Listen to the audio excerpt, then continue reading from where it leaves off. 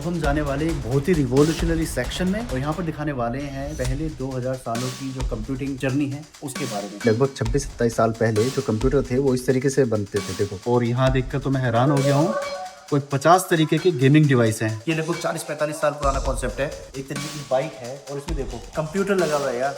ये जो यहाँ पर स्केलेटन रखा है इसका रिलेशन है सॉफ्टवेयर से। मैं आपको दिखाने वाला हूँ ड्राइवरलेस का। और स्पीक ऑन योर ऑन।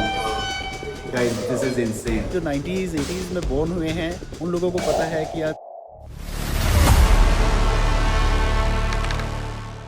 दोस्तों ये सिलिकॉन वैली की एक ऐसी जगह है जहां पर टेक, हार्डवेयर, सॉफ्टवेयर, उनकी इनोवेशंस पूरी दुनिया के साइंटिस्ट को यहाँ पर खींच कर लाई थी। और मैं आपको दिखाने वाला हूँ सॉफ्टवेयर की जर्नी, हार्डवेयर की जर्नी, कंप्यूटर्स की जर्नी, पिछले 100 सालों की जो मेहनत है साइंटिस्ट की, इनोवेटर्स की, टेक्नोक्रेट्स की, किस तरीके से मॉडर्न टेक को इवॉल्व कर चुकी है। तो चलिए मेरे साथ देखते हैं कि ये जर्नी कैसी रहने वाली है।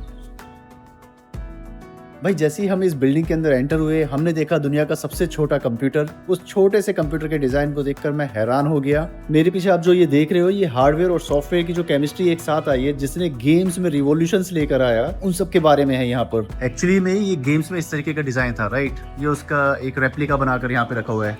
वाह कितनी बड़ी स्क्रीन है यार। भाई ये जो डोल है इसके बारे में लिखा हुआ है ये थॉमस एडिसन ने इसका इन्वेंशन किया था। मैं हैरान हूँ इसके बारे में पढ़कर क्योंकि मुझे बिल्कुल भी अंदाजा नहीं था कि थॉमस एडिसन ने किसी डोल का भी इनोवेशन किया था। आई एम नॉट श्योर कि इस डोल में ऐसी क्या खास बात है। जो पहले के म्यूजिक बॉक्स का डिजाइन था ये सब यहाँ पर रखे हुए हैं। मैंने जिंदगी में इन सबको कभी नहीं देखा, पहली बार देख रहा हूँ। आई थिंक ये वॉकमैन तो यार बहुत फेमस रह चुका है अपने टाइम में। और ये भी देखो यार ये सब पुराने टाइम के म्यूजिक प्लेयर्स हैं, MP3 प्लेयर्स। एप्पल का MP3 प्लेयर वो भी यहाँ पर डिस्प्ले में रखा हुआ है। और कैन यू इमेजिन इसकी स्टोरेज कैपेसिटी सिर्फ 5 GB है। तो भाई अभी तक तो बड़ी हैरानी मिल रही है क्योंकि पुराने टाइम के MP3 प्लेयर, वॉकमैन, एप्पल के MP3 प्लेयर ये सब देखने को मिला है। देखते हैं और आगे क्या क्या हैरानी भरी चीजें देखने को मिलने वाली हैं। ये जो यहाँ पर स्केलेटन रखा है इसका रिलेशन है सॉफ्टवेयर से। हम लोगों को लगता है सिर्फ बायोलॉजी में इसका रिलेशन है लेकिन सॉफ्टवेयर की वजह से हम MRI कैप्चर कर सकते हैं। ये देखो ये सब आई थिंक ब्रेन का MRI है। ये MRI टेक्नोलॉजी के क्रिएटर हैं इसाक राबी। इन्हें 1944 में MRI इन्वेंट करने के लिए नोबेल प्राइज भी मिल चुका है। वाह भाई यहाँ पूरी बॉडी का स्कैन करने के लिए उन्होंने एक डिस्प्ले लगाया हुआ है। आई थिंक जो बॉडी का MRI होता है उस मशीन का एंट्रेंस भी ऐसा ही रहता है। व्हाट हैपेंड मानव? भाई से खेलना कैसे कुछ बता ही नहीं रखा है इसमें यार। खाली बटन दबाते रहो, ये देखो अपना भी चल रहा है, कुछ पता ही नहीं कैसे खेलना है। तो भाई लेकर चलते हैं आपको मोबाइल की इनोवेशंस के टाइम में। आई थिंक जो जेन Z है उन लोगों को नहीं पता होगा लेकिन जो 90s 80s में बोर्न हुए हैं उन लोगों को पता है कि यार ये मोबाइल के डिजाइन बहुत पुराने हैं। ये देखो मोटोरोला के डिजाइन रखे हैं, नोकिया के डिजाइन रखे हैं। अर्ली 1990s में इस तरीके के कुछ मोबाइल आया करते थे यार। एक सेल फोन ये है एरिक्सन का, स्वीडन में ये बना था मिड 1980s में। एक सेल फोन ये भी है। पहले इसी तरीके के हैवी बल्कियर डिवाइसेस आया करते थे। तो नितिन भाई यहाँ पे हम ये देख सकते हैं कि कितनी फास्ट जो है हम लोग टाइप कर सकते हैं। तो एक बार ट्राई करते हैं, ठीक है। हमें लिखना है यही same, make software and change the word, यहाँ टेक्स्ट डाला हुआ है, ठीक है। I lost. ओके गाइस अब मेरी टर्न है। मानव ने तो हाथ खड़े कर दिया, मैं देखता हूँ मैं कितना टाइप कर पाता हूँ। अरे स्पेस कहाँ से आएगा इसमें? ना अब मुझे समझ में आया मानव ने हाथ क्यों खड़े किए यार। ये फोन पुराने जमाने का है, बहुत स्लो है। आज हमें फास्ट टाइपिंग का एक सिंगल उंगली से या एक थंब से ही हम टाइप कर सकते हैं, इसमें नहीं कर पा रहे यार। Or simply soaking in the museum vibes today. Guys, this is insane.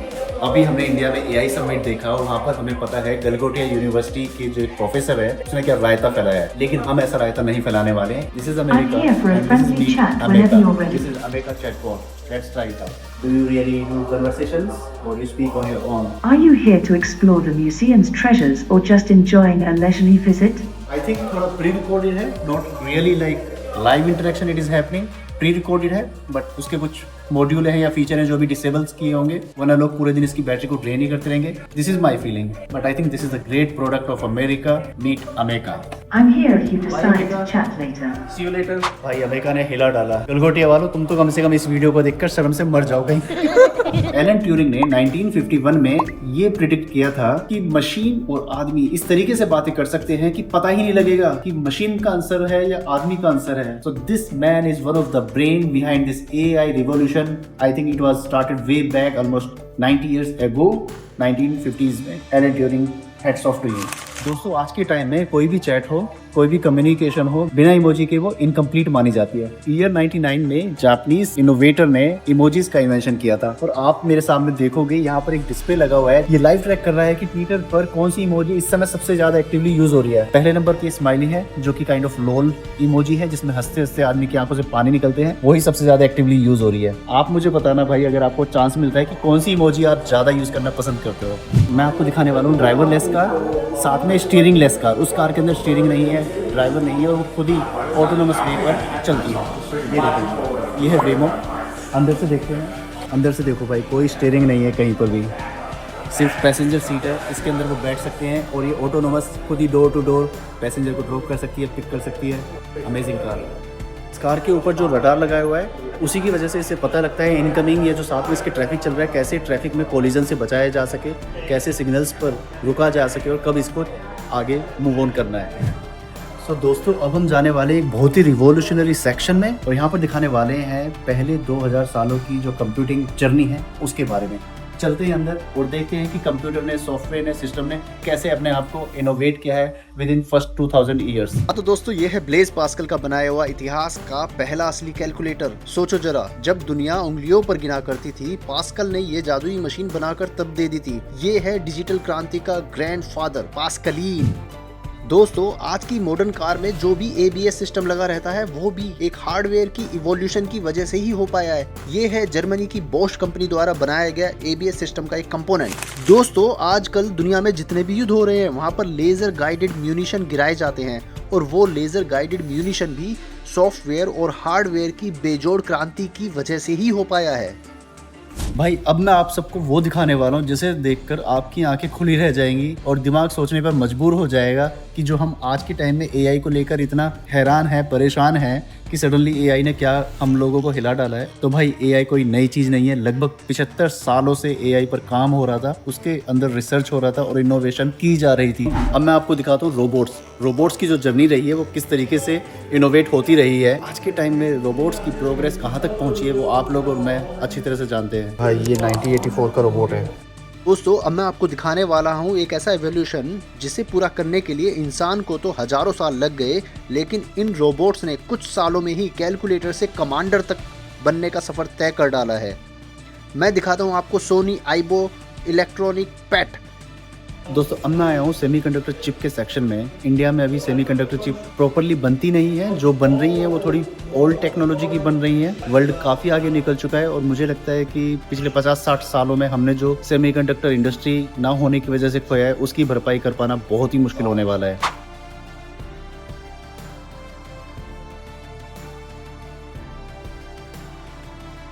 दोस्तों मुझे लगता है आप में से काफ़ी लोगों को पता होगा कि हम जब कंप्यूटर खरीदते थे या लैपटॉप खरीदते थे उस पर लिखा रहता था इंटेल इनसाइड। वही एक भरोसा काफ़ी होता था कि अंदर जो सिस्टम है वो बहुत अच्छे से परफॉर्म करने वाला है।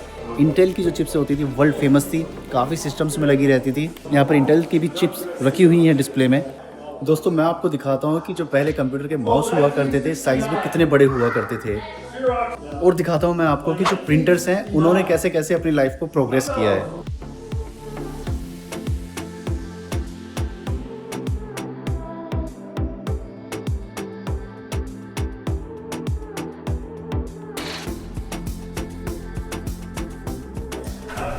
So guys, let's play ping pong or some old style game box, whatever it is.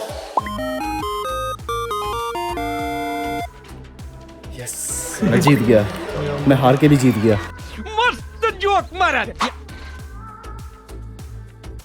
दोस्तों पहले निंटेंडो इतना बड़ा बॉक्स बनकर आता था और अब तो यार बहुत ही हैंड हेल्ड डिवाइस है, बहुत ही छोटा डिवाइस रहता है, हाथ में ही लेकर बच्चे खेल सकते हैं। सच बताऊं तो भाई मुझे गेमिंग के बारे में बिल्कुल नॉलेज नहीं है और यहाँ देखकर तो मैं हैरान हो गया हूँ। कोई 50 तरीके के गेमिंग डिवाइस हैं। ये देखो भाई, ये सब अलग अलग तरीके के गेमिंग डिवाइस हैं। वो चेस की गेम है, 4-5 वैरायटी है यार चेस की गेम में तो। ये भी देखो वीडियो गेम सिस्टम जापान, ये भी video game system from US, again the Nintendo from Japan. So दोस्तों, गेमिंग की जो इंडस्ट्री है, शुरू में जो उसकी इनोवेशंस हुई हैं, जापान ने उसको डोमिनेट किया है। निंटेंडो बहुत ही फेमस गेमिंग डिवाइस है और वो भी जापान की ही देन है। सच में बोलूँ तो हार्डवेयर सॉफ्टवेयर सब देखने के बाद मुझे जो कुछ इंटरेस्टिंग फन लगा, जो इंटरेस्टिंग सेक्शन लगा, वो ये गेमिंग सेक्शन रहा। तो भाई आजकल के टाइम में हर किसी के पेरेंट्स इस बात पर गुस्सा होते हैं कि बच्चे मोबाइल ज़्यादा देखते हैं, पर क्या आपको पता है एक जनरेशन ऐसी भी थी जिन्होंने सिर्फ वीडियो गेम की वजह से खूब डांट और पिटाई खाई है। मैं उनमें से नहीं था, पर जो देख रहे हैं उन लोगों को ज़रूर पता होगा। उसी एक्सपीरियंस को दोबारा देखते हैं और मैं एक बहुत ही पुरानी गेम है उसको खेलने वाला हूँ। Okay, game will start. भाई इस गेम का नाम है पैकमैन। Let's play Pac-Man.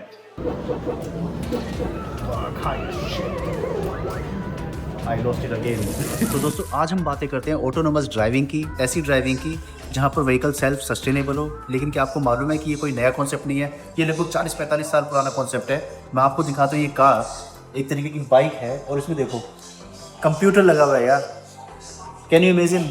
क्या आप लोगों ने कभी सोचा है कि एक साइकिल पर भी कंप्यूटर लगा हो सकता है? जिसकी ये साइकिल थी उसके पास ऐसे 3 ही पीस थे और उनमें से एक पीस यहाँ रखा हुआ है।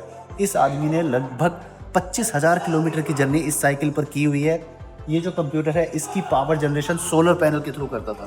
भाई इस साइकिल की डिज़ाइन ने तो मेरे दिमाग का सिस्टम ही हिला डाला है। दोस्तों क्या आपको आइडिया है 1977 में एप्पल का जो कंप्यूटर था वो कैसा दिखाई देता था? चलो मैं आपको इसकी एक झलक दिखाता हूँ। ये है एप्पल 2, ये देखो।